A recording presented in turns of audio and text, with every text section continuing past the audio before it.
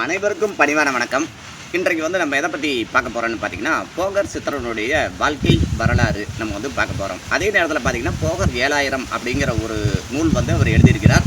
போகரின் சப்தகாண்டம் 7000 அப்படிங்கிற நூல் தான் அந்த நூல். அது ஒரு அரிய நூல் அப்படின்னு சொல்லலாம். அந்த 2 புக்கு அது இருக்குது. ஒரு காண்டம் அப்படிங்கிறது பார்த்திங்கன்னா 1000 பாடல்கள் அப்படிங்கிற வீதம். 7000 பாடல்கள் 7 பிரிவாக 7 காண்டமாக எழுதியிருக்கிறார். அதில் நிறைய அரிய தகவல்கள் நம்மளுக்கு இருக்குது. முதல்ல போகர் யார் அப்படின்னு சொல்லிட்டு நம்ம பார்த்துடணும். போகர் சித்தர் அப்படிங்கிறவர் பார்த்திங்கன்னா 18 சித்தர்களில் மிகவும் முக்கியமானவராக நம்ம அறிய முடியுது. 18 சித்தர்கள். திருமூலர் தலைமை சித்தர் அப்படின்னு பார்த்திங்கன்னா அகத்தியார், திருமூலர் இவங்க தான் சொல்லுவாங்க. அவங்க வழியில் அப்படியே மாணவர்களாக அடுத்தடுத்து வருவாங்களே பார்த்திங்களா. அதில் திருமூலர் தலைமை சித்தராக வரார். அவருக்கு அடுத்தது பார்த்திங்கன்னா அவருடைய சீடராக காலங்கிநாதர் வரார். காலங்கிநாதருடைய சித்தராக போகர் இருக்கிறார். போகர்னுடைய சித்தர் புலிப்பாணி. அது முக்கியமான நிறைய சீடர்கள் இருக்கிறாங்க. போகர்னுடைய சீடர்களில் முக்கியமான ஒருத்தராக புலிப்பாணி அப்படின்னு சொல்லிட்டு நம்ம அறிய முடிகிறது.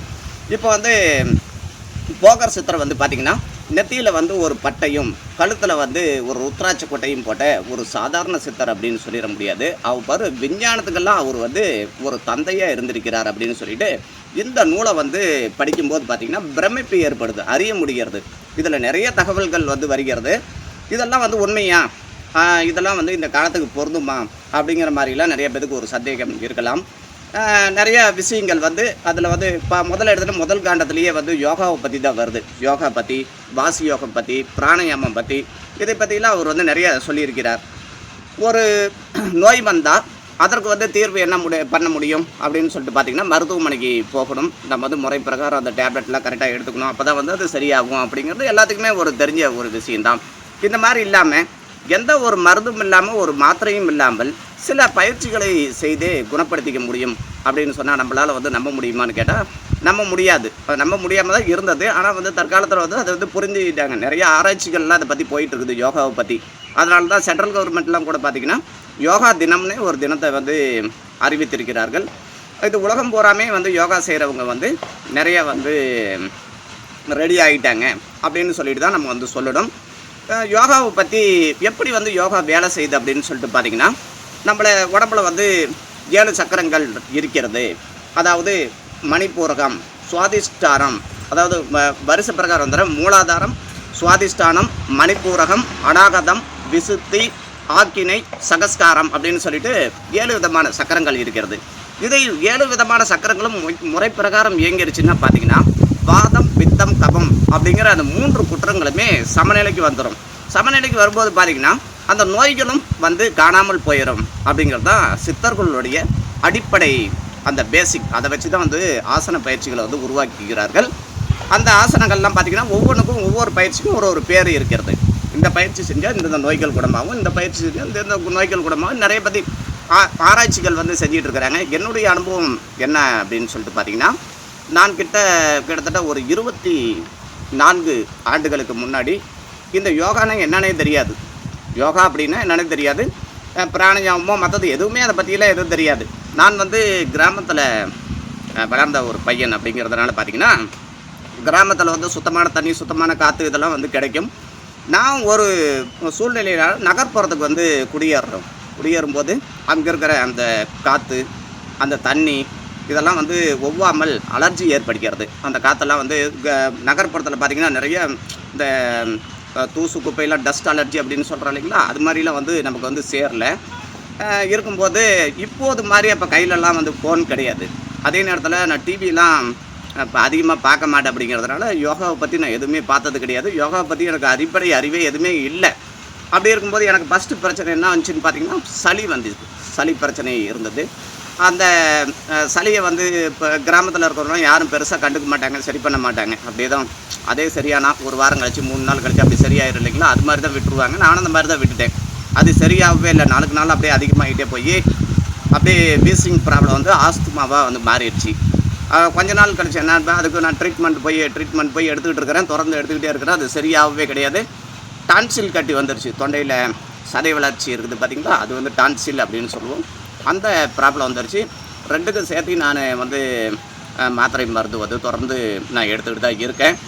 அந்த மாதிரி எடுத்துகிட்டு இருக்கும்போது நாளுக்கு நாள் பார்த்திங்கன்னா அந்த பிரச்சனை வந்து குறைஞ்சிட்டு வரணும் பார்த்தீங்களா, குறைஞ்சிட்டே வரல, அதிகமாகிட்டே தான் போகுது. மாத்திரையினுடைய அளவும் அதிகமாகிட்டே போகுது. அல்சர் வந்துருச்சு, அந்த மாத்திரையெல்லாம் சாப்பிட்டு சாப்பிட்டு அல்சர் வந்துருச்சு.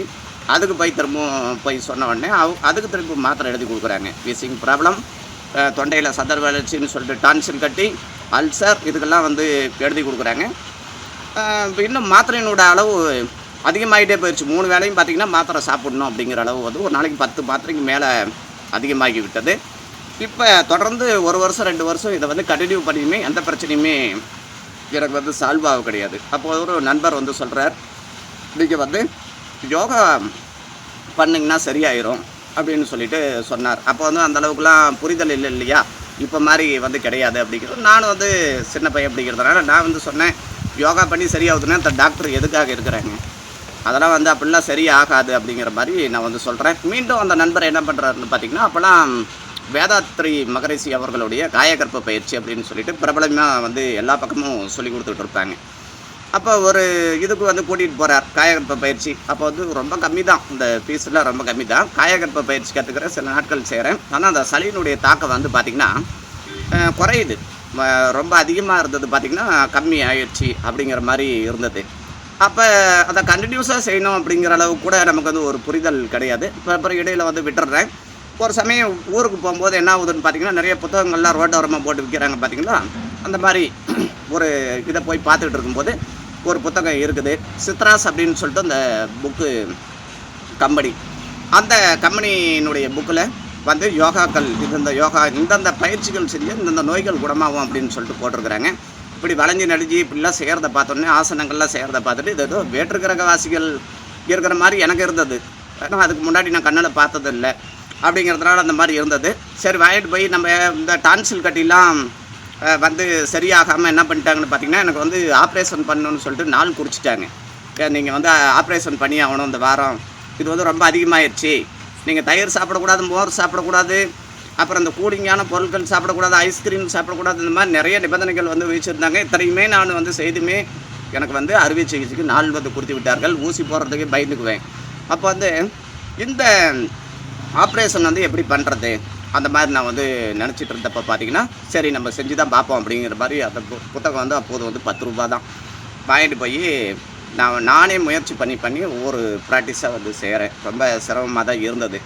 சில தரங்களில் பார்த்திங்கன்னா அந்த ஓரளவுக்கு பயிற்சி பண்ணுற ஸ்டேஜுக்கு வந்து வந்துட்டேன். பயிற்சி பண்ணினேன். தொடர்ந்து பண்ணோடனே பார்த்திங்கன்னா என்ன ஆச்சுன்னா, ஒரு மாதம் பயிற்சி செஞ்சுருப்பேன். ஒரு நாள் வந்து கடுமையாக எனக்கு உடம்பு சரியில்லாத பயிற்சி. யோகா செஞ்சால் உடம்பு சரியில்லாத போகாது, எல்லாமே சரியாயிரும்னு சொல்லிட்டு இந்த புக்கில் போட்டிருக்கு, இந்த மாதிரி ஆயிடுச்சு அப்படின்னு சொல்லிட்டு நான் வந்து பார்த்துட்டு இருந்தேன். அப்புறம் உடம்பு சரியில்லாத போனேன், வாமிட்டும் வருது, வயிற்றாலையும் வயிற்றுப்போக்கு வாமிட்டு ரெண்டுமே வருது. வரும்போது பார்த்திங்கன்னா இந்த வீசிங்கெலாம் அதிகமாகிடுச்சு. பார்த்திங்கன்னா அந்த எலும்புலாம் பார்த்திங்கன்னா சைடில் அப்படியே எல்லாம் சளி கோர்த்துச்சு, இப்படி ஊசியில் குத்துற மாதிரி வந்து குத்தும். அதுக்கும் சேர்த்து தான் மாத்திரை சாப்பிட்டுட்டு இருக்கிறேன். இத்தனை ப்ராப்ளமும் இருக்குது, வந்து சரியாகவே கிடையாது. அன்றைக்கி பார்த்தா வயிற்றுப்போக்கு போயிட்டே இருக்குது, வாமிட்டும் வருது. வாமிட் வரும்போது பார்த்திங்கன்னா கட்டியாக சளி வருது. வயிற்றுப்போக்கு போகும்போதுமே அப்படி தான். இந்த மாதிரி வந்து 3 நாள் இருந்தது. 2-3 நாள் உடம்பு சரியில்லாமல் இருந்தது. இந்த ட்ரீட்மெண்ட்டும் பண்ண கிடையாது, இயற்கை ட்ரீட்மெண்ட்டு தான் நான் வந்து பண்ணினேன். பண்ணோடனே பார்த்திங்கன்னா அதுக்கப்புறம் தான் எனக்கு ஆச்சரியமாக இருந்தது. அந்த ஆஸ்துமா இருக்கிறவங்களுக்கு மட்டுமே தெரியும், அதாவது மூச்சு விடுறதில் எப்படி ஒரு சிரமம் இருக்குது அப்படின்னு சொல்லிட்டு.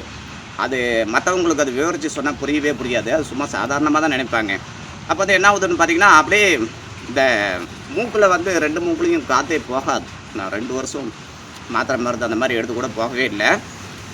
அப்படியே 1000 ஜன்னல் திறந்து விட்டால் என்ன மாதிரி இருக்கும் பார்த்திங்களா, அப்படி இருந்தது. அப்படியே ஃபஸ்ட்டு அந்த இது மூச்சு விடும்போது பார்த்திங்கன்னா, அந்த 2-3 வருஷமாக நான் அவ்வளோ ஒரு கஷ்டப்பட்டேன். நைட் 2 மணிக்கு மேலையெல்லாம் வந்து மூச்சு விடவே முடியாது, எந்திரிச்சு உட்காந்துக்குவோம், அந்த மாதிரிலாம் இருந்தது. அப்போ ஆசன பயிற்சிகளுக்கு வந்து அவ்வளோ ஒரு ரிசல்ட் இருக்குது அப்படின்னு சொல்லிட்டு நான் அப்போ தான் பார்த்து பிரமிச்சு போயிட்டேன். இது சும்மா விளையாட்டை தான் செஞ்சு பார்க்கலாம் அப்படின்னு சொல்லிட்டு செஞ்சேன். இப்போ பார்த்திங்கன்னா அந்த டான்சில் அப்படிங்கிற சத வளர்ச்சி அது சரியாயிடுச்சு. இப்போ 24 ஆண்டுகள் ஆகுது. நான் எது சாப்பிடக்கூடாதுன்னு சொன்னாங்களோ அத்தனையுமே நான் சாப்பிட்டுட்டு தான் வரேன். தயிர், மோர், எது எல்லாமே பழங்கள் எல்லாமே சாப்பிட்றோம். எந்த ஒரு பிரச்சனைக்காகவே மருத்துவமனைக்கு போனதே கிடையாது. இது என்னுடைய அனுபவத்தில் நான் பண்ணினதுன்னு வச்சுக்கங்களேன். இதை வந்து எதுக்காக சொல்கிறேன்னு பார்த்தீங்கன்னா, இந்த இடத்துல சொல்லிங்கன்னா எந்த இடத்துலையுமே சொல்ல முடியாது. அதனால் இந்த மாதிரி பயிற்சிக்கு பலன்கள் எல்லாம் இருக்கிறது. பலாயிரக்கணக்கான ஆண்டுகளுக்கு முன்னாடியே சித்தர்கள் வந்து சொல்லிட்டு போனது ரொம்ப பிரமிப்பாக இருக்குது. நான் வந்து என் கூட இருக்கிற நண்பர்களுடைய நான் ரொம்ப ஹெல்த்தியாகவும் திடகாத்திரமாக இருக்கிறேன். எந்த ஒரு பிரச்சனையும் கிடையாது. டெய்லி ஆசன பயிற்சி அப்படிங்கிறத வந்து ஒரு பழக்கமாக்கிக்கிட்டேன். இந்த நூல்களில் பார்த்தீங்கன்னா காயக்கற்ப மருந்துகள்லாம் வந்து இருக்குது. காயக்கற்பங்கிறது இப்படி சாப்பிடணும் அப்படின்னு சொல்லிட்டு இருக்குது. அதெல்லாம் வந்து நான் முயற்சி பண்ணி பார்த்துக்கிட்டு இருக்கிறேன். இதை வந்து ஆராய்ச்சி பண்ணுறேன் அப்படின்னு சொல்கிறதோடைய அனுபவம் செய்து கொண்டிருக்கிறேன் அப்படின்னு சொல்கிறது தான் ரொம்ப பொருத்தமாக இருக்கும். இது வந்து அனுபவம் பண்ணி பார்த்துருக்கேன். நல்ல ஒரு ரிசல்ட் வந்து சூப்பரான ரிசல்ட் வந்து கிடைக்கிறது. நிறைய பேர் நினைக்கலாம், என்னப்பா நீ வந்து போகிற 7000 சொல்ல வந்துட்டு இதை சொல்லிகிட்டு இருக்க அப்படின்னு சொல்லிட்டு நீங்கள் இது வந்து தேவையில்லை அப்படின்னு நினைக்கிறது ஸ்கிப் பண்ணிட்டு கூட பாருங்கள். அது ஒன்றும் பிரச்சனை இல்லை. நான் வந்து இந்த இடத்துல இதை பதிவு பண்ணணும், இது சித்தர்களுக்கு சொல்கிற நன்றி கடனாக இருக்கும் அப்படின்னு சொல்லிட்டு நினைக்கிறேன். அந்த மாதிரி விஷயங்கள்லாம் நிறையா சொல்லியிருக்கிறார்கள். இதுக்கு இப்படியெல்லாம் வந்து இந்த பயிற்சிகளுக்கு வந்து பலன் இருக்கிறது. இந்த போகிற 7000 பார்த்தீங்கன்னா காயக்கற்ப மருந்துகள் பார்த்திங்கன்னா 40க்கும் மேற்பட்ட காயக்கற்ப மருந்துகளை வந்து அவர் வந்து அறிமுகப்படுத்தி இருக்கிறார். நிறைய விஷயங்கள் யோக பயிற்சிகள் வந்து வாசி யோகத்தை பற்றியெல்லாம் வந்து சொல்லியிருக்கிறார். வாசி யோகம் என்ன மாதிரி செய்யணும் அப்படின்னு சொல்லிட்டு சொல்லியிருக்கிறார். போகர் வந்து ஜீவசமாதி அடைஞ்சது அப்படின்னு சொல்லிட்டு பார்த்திங்கன்னா பழனி தான். மேலே வந்து பழனிக்கு மேல் மலையில் வந்து போகர் ஐயா வந்து ஜீவசமாதி அடைஞ்சிருக்கிறார். அதுக்கு கீழே வந்து இவர் புலிப்பாணி சித்தர் இருக்கிறார்ல, அவருடைய சீடர், அவர் வந்து ஜீவசமாதி அடைஞ்சிருக்கிறார். மலை அடிவாரத்தில். பெரும்பாலான பேத்துக்கு அது வந்து தெரியறதில்ல. புலிப்பாணி எந்த இடத்துல ஜீவசமாதி அடைஞ்சிருக்கிறார் அப்படின்னு சொல்லிட்டு தெரியாது. மலை அடிவாரத்தில் பார்த்திங்கன்னா கேட்டாவே சொல்லுவாங்க. அந்த இடத்துல வந்து அவர் வந்து ஜீவசமாதி அடைஞ்சிருக்கிறார். 2 பேருமே அடைஞ்சிருக்கிறாங்க. இந்த போகர் 7000 நூல்களில் பார்த்திங்கன்னா போகரை பற்றி மட்டும்தான் எழுதியிருக்கிறாரா அப்படின்னு சொல்லிட்டு கேட்டிங்கன்னா கிடையாது. எல்லா சித்தர்களை பற்றியுமே அவங்களுடைய வாழ்க்கை வரலாறு இதில் வந்து இருக்குது. எப்பப்போ எங்கெங்கே போனாங்க, எங்கே வந்தாங்க அப்படிங்கிற மாதிரிலாம் அதில் வந்து சொல்லியிருப்பார். குலுகி எப்படி தயாரிக்கிறது அப்படின்னு குலுகியை கொண்டு போகர் வந்து பறந்துருக்கிறார். அதை வந்து அவர் சொல்லியிருக்கிறார். இது என்னுடைய எக்ஸ்பீரியன்ஸ்னு பார்த்திங்கன்னா இந்த நூலில் படிச்சுட்டு அது நிறையா இருக்குது. அது சொல்லப்போனால் நிறையா சொல்லிகிட்டே வரணும். இந்த பதிவை பூராமே பத்தாது.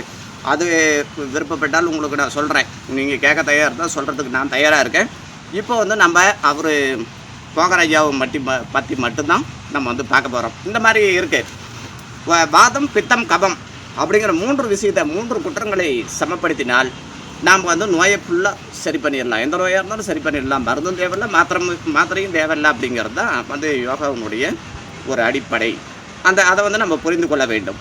இதுக்கு என்னென்ன செய்யணும் அப்படின்னு சொல்லிட்டு பார்த்திங்கன்னா, அந்த யோகா கரெக்டாக செஞ்சு ஜீவசமாதி அடையணும் அப்படிங்கிற ஒரு நிலைக்கு போகணும் அப்படின்னா யமம், நியமம், ஆசனம், பிராணாயாமம், பிரத்யாகாரம், தாரணி, தியானம், சமாதி அப்படின்னு சொல்லிட்டு 8 அங்கங்கள் வந்து வச்சுருக்கிறாங்க.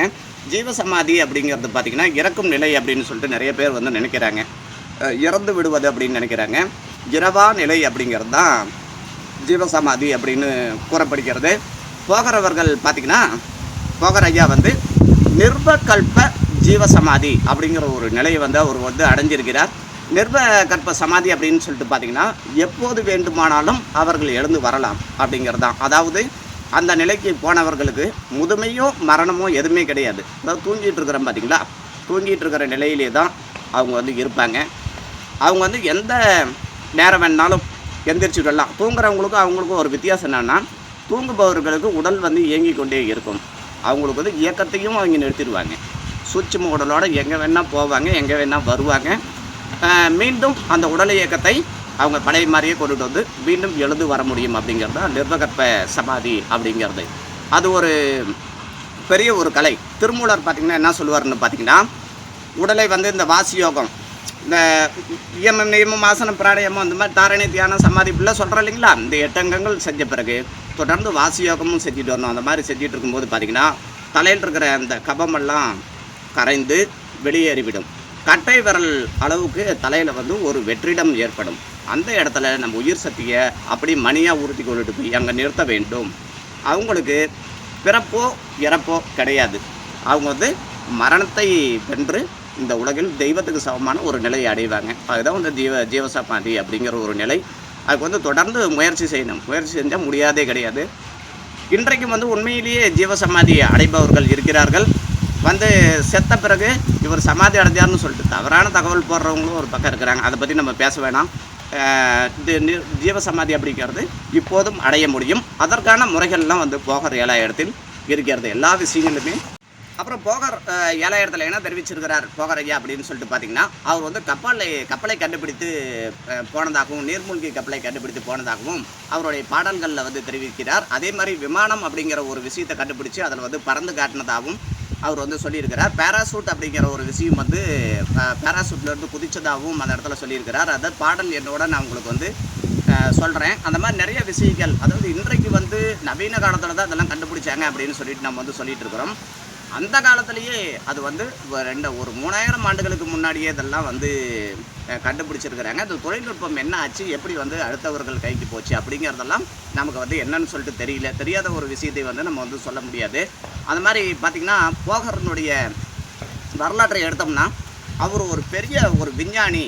அதாவது நவீன காலத்துக்கே அவர் வந்து சவால் கூடியவராக விஞ்ஞானத்தின் தந்தையாக இருந்திருப்பார் அப்படிங்கிற மாதிரி நிறைய விஷயங்கள் வந்து அறிஞ்சு கொள்ள முடிக்கிறது. மருத்துவத்திலையும் சரி, ஆன்மீகத்திலையும் சரி, அறிவியல்லையும் சரி, எல்லாமே இந்த போகர் 7000 அப்படிங்கிற இந்த நூலை படித்தாவே வந்து புரியும். இது வந்து 2 நூல்கள். இது வந்து கிடைக்கிறது ரொம்ப ஒரு அரிய ஒரு நூலாக இருக்கிறது.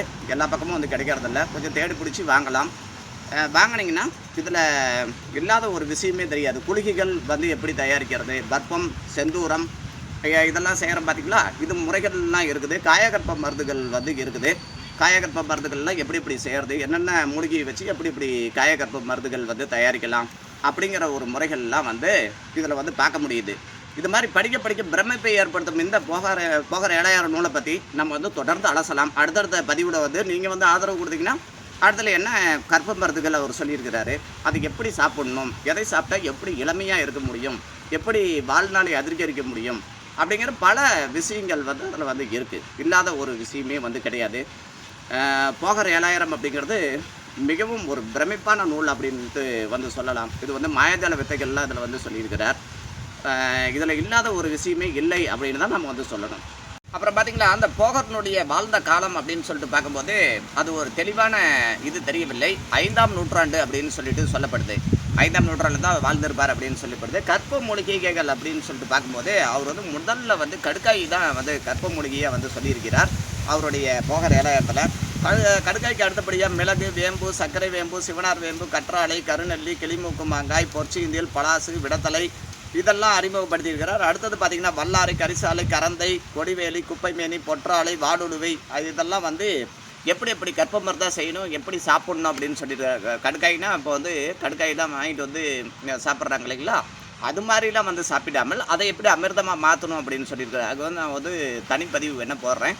அந்த மாதிரி இப்போ வந்து அவர் நிறைய முறைகள் கடுக்காய் எப்படி வந்து அமிர்தமாக மாற்றுறது, ஒவ்வொரு மாற்றுறதுலையும் கடுக்காய் என்ன மாதிரி துணைப்பொருளோடு வந்து சாப்பிட்றது அப்படிங்கிற மாதிரி, அதாவது தேனில் எப்போ சாப்பிட்ணும், பாலில் எப்போ எந்த மாதத்தில் சாப்பிட்ணும், அந்த மாதிரி தான் ஒரு கணக்கு இருக்குது. வெள்ளத்தோடு எப்போ சாப்பிட்ணும், வெந்நீரில் எப்போ சாப்பிட்ணும் அப்படின்னு சொல்லிட்டும் அவர் வந்து சொல்லியிருக்கிறார். அந்த மாதிரி விஷயங்கள்லாம் என்னென்ன பத்திய முறைகள் வந்து கடைப்பிடிக்கணும் அப்படிங்கிற மாதிரி ஒரு விஷயங்கள்லாம் இதில் வந்து போகர் 7000 வந்து நம்ம வந்து பார்க்க முடியுது. அவர் வந்து ஜீவசமாதி அடைஞ்சது அப்படின்னு சொல்லிட்டு பார்த்திங்கன்னா அந்த பழனியில் தான். ஜீவசமாதி அடையிறதுக்கு முன்னாடி அவர் வந்து வாழ்நாளிலேயே பார்த்திங்கன்னா அந்த முருகப்பெருமானுடைய சிலையை வந்து அவர் செய்கிறார். நவபாசானங்களால் அந்த வந்து சிலையை செய்தார் அப்படிங்கிறது உங்களுக்கு எல்லாத்துக்குமே ஒரு தெரிஞ்ச விஷயம் தான். நவபாசானம் அப்படிங்கிறது 9 விதமான விஷம், 9 விதமான விஷத்தை வந்து அமிர்தமாக மாற்றி அவர் வந்து அந்த முருகப்பெருமான் சிலையை வந்து செஞ்சுருக்கிறார். அதில் வந்து ஒரு குன்றுமணி அளவுக்கு எடுத்து உட்கொண்டால் கூட உடலில் இருக்கிற சகல நோயும் தீர்ந்து விடும் அப்படின்னு சொல்லிட்டு சொல்லுவாங்க. எம்ஜிஆர்னுடைய ஆட்சி காலத்தில் பார்த்திங்கன்னா இது வந்து கதையாக சொல்லப்பட்டது தான். இது வந்து உண்மை எது அப்படின்னு சொல்லிட்டு தெரியாது. எனக்கு தெரிஞ்ச தகவலை சொல்லிடுறேன். எம்ஜிஆர்னுடைய ஆட்சி காலத்தில் என்ன பண்ணுறாங்கன்னு பார்த்திங்கன்னா, அந்த இந்த பூஜை செய்கிறாங்க இல்லைங்களா, இந்த பழனி மலையில் அவங்களையெல்லாம் கொஞ்சம் கைக்குள்ளே போட்டுட்டு இந்த பெரிய செல்வந்தர்கள்லாம் கொஞ்சமாக அப்படியே அந்த சாமி மேலே சுரண்டி எடுத்து கொஞ்சம் கொஞ்சம் கொடுத்துட்டாங்க. அதை வந்து நோய் தீரும்னு சொல்லிட்டு எல்லாம் நிறைய பேர் சாப்பிட்டாங்க. பின்னாடி போய் எல்லாம் பார்த்தா சாமிக்கு பின்னாடி அந்த முதுகையே அந்த பழனி முருகனுக்கு பின்னாடியே குடஞ்சி எடுத்துட்டாங்க. அதனால் நவபாசான சிலையை எடுத்து உள்ளே வச்சு பூட்டு போட்டுட்டாங்க. இப்போ இருக்கிறது நவபாசான சிலை கிடையாது, வேறு ஒரு சிலை அப்படின்னு சொல்லிட்டு இது வந்து சொல்லிகிட்டு இருந்த தகவல். இது உண்மையாக பொய்யா அப்படின்னு சொல்லிட்டு நமக்கு அது தெரியாது. அதாவது வாய்வழி செய்தியை உங்களுக்கு வந்து நான் சொல்லிட்டேன். அந்த மாதிரி வந்து ஒரு தகவல் இருந்தது. அவ்வளோ ஒரு சக்தி வாய்ந்த ஒரு சிலை தான் அந்த முருகனுடைய சிலை வந்து போகர் ஐயா வந்து செய்கிறாரு. அவர் இந்த மாதிரிலாம் செஞ்சு அவர் புலிப்பாணி கூட அவர் வாழ்ந்துட்டு, அவர் வாழ்ந்த காலத்தில் என்னென்ன நடந்துச்சு அப்படின்னு சொல்லிட்டு அவருடைய வரலாறை வந்து இந்த போகர் 7000 எழுதி வச்சிருக்கிறார். அதாவது ஒரே பதிவில் முடிக்கவே முடியாது. அவர் வாழ்ந்த காலத்தில் எங்கெங்கே போனார், ரசவாதம் எப்படி செஞ்சார், குலுகி எப்படி செஞ்சார், கற்ப மருந்துகள் எப்படி உண்டார், கற்ப மருந்துகளை உண்டு அவர் வந்து 7 யுகம் இருந்ததாக அவர் வந்து இந்த நூலில் வந்து அவர் தெரிவிச்சிருக்கிறார். 7 யுகம் இருந்ததாகவும் அதன் பிறகு அவர் வந்து ஜீவசமாதி அடைய போகிறார். ஜீவசமாதி அடைய போகிறதுக்கு முன்னாடி வந்து அவர் என்ன சொல்கிறார், புலிப்பாணி சீடா நான் வந்து கலியுகம் பிறந்துருச்சு, இங்கே வந்து சத்தியம் தர்மம் இதெல்லாம் பார்த்திங்கன்னா விழலாய் போகும், இது வந்து யாருமே நீதியோடையும் நேர்மையோடையும் இருக்க மாட்டாங்க, கர்மிகள்லாம் ஜெனித்திடுவாங்க, நம்மளை வந்து நாம் கரெக்டாக இருந்தால் நம்மளையும் விட மாட்டாங்க, நம்மளையும் ஏதோ ஒரு வயதில் கெடுத்து வச்சுருவாங்க, அதனால் நான் போய் ஜீவசமாதி அடைகிறேன், நீயும் தகுந்த தருணம் பார்த்து ஜீவசமாதி அடை அப்படின்னு சொல்லிட்டு எப்படி எப்படி இந்த உலகத்தில் இருந்து நீங்கள் பிழைக்கணும் அப்படின்னு சொல்லிட்டு நிறைய அறிவுரைகளை வந்து அவருடைய சீடர் புலிப்பாணிக்கு வந்து அவர் தெரிவிக்கிறார். அந்த நூல் தான் இந்த போகர் 7000 சப்தகாண்டம் 7000ங்கிற இந்த நூல். இதில் வந்து பார்த்திங்கன்னா அத்தனை விஷயங்களுமே இது இருக்குது. முடிந்தால் நம்ம வந்து தொடர்ந்து இந்த நூலை அடுத்தது அலசுவோம். அதுவரையிலும் நன்றி கூடி விடைபெறுவது உங்கள் ராஜா. நன்றி, வணக்கம்.